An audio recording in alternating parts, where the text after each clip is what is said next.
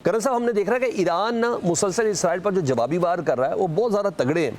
आज Israeli stock exchange मुकम्मल तौर पर तबाह हुई है। ईरान के एक अस्पताल को निशाना बनाया गया था कल इसराइल की तरफ से, आज इसराइल का भी एक अस्पताल निशाने पर आया।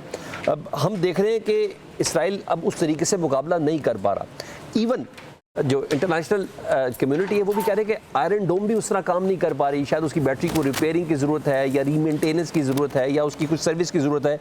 ईरान इतना टाइम ही नहीं दे रहा। तो इतना तो हमें अंदाज़ा हो गया कि मिसकैलकुलेशन है ईरान के हवाले से दुनिया को। आप क्या देखते हैं? बिस्मिल्लाहिर्रहमानिर्रहीम। देखें, ये जो वॉर है ये ईरान ने शुरू नहीं की, इसराइल ने शुरू की है। और जो ईरान का एक खूबसूरत अंदाज़ है वो ये है कि अगर इसराइल जो है वो उनकी किसी फ़ौजी तनसीबात पर हमला कर रहा है तो ईरान वापसी उसी जगह के ऊपर फ़ौजी तनसीबात पर हमला कर रहा है। अगर वो किसी रिफ़ाइनरी पर मिज़ाइल फेंकता है इसराइल, तो ईरान जो है वो रिफ़ाइनरी पर फेंक रहा है।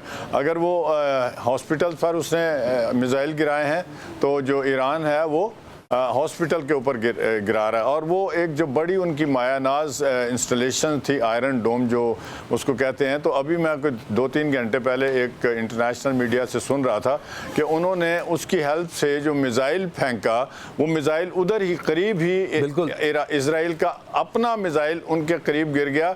और जहाँ पर करीब ही एक पार्किंग यार्ड था जहाँ 20-25 गाड़ियाँ खड़ी थी, वो सारी तबाह हो गई और उनमें आग लग गई। उसके अलावा देखें आप, अगर इंटरनेशनली देखें तो मुस्लिम उम्मा अभी तक किसी हद तक मुत्तहिद होती हुई नज़र आ रही है। बट पाकिस्तान ने जिस दिलेरी के साथ ईरान को अपने भाई समझते हुए उसकी इसराइल की मज़म्मत की है, ईरान का साथ देने की बात की है, तो वो काबिल सताइश है। और इंशाअल्लाह ताला ये वही ईरान है जिसने हमें सबसे पहले रिकग्नाइज़ किया था। बाद में कुछ ना कुछ प्रॉब्लम्स क्रिएट हुई, मगर पाकिस्तान का ये जो पॉजिटिव जवाब था उसका जवाब ईरान की तरफ से उनकी पार्लिमान में पाकिस्तान के हक में नारे बुलंद करके किया गया।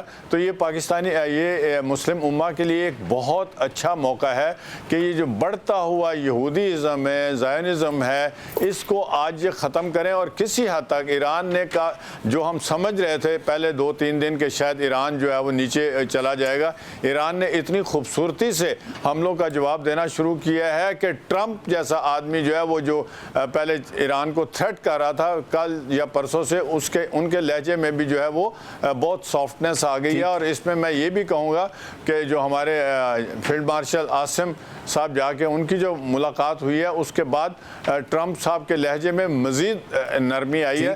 तो अब इस सूरत हाल को मुस्लिम उम्मा को इकट्ठे होकर फौरी तौर पर इसको एक्सप्लॉइट करना चाहिए। और वो इसराइल जिसको हमने 67 की लड़ाई में पाकिस्तानियों ने जॉर्डन की तरफ से लड़ते हुए 2 इनके जहाज़ 3 गिराए थे, फिर 67 में, फिर 73 में सीरिया की तरफ से लड़ते हुए हमने उनके 2-3 जहाज़ जो हैं वो गिराए थे। तो आज अल्हम्दुलिल्लाह पाकिस्तान में इस पोजीशन में है। और मैं ज़ाती हैसियत में ये समझता हूँ कि अगर वो मौका आया तो इंशाल्लाह फिर फिजिकली भी सफारती सतह पर भी हम ईरान के साथ होंगे और ईरान इंशाल्लाह आगे बढ़ेगा। बिल्कुल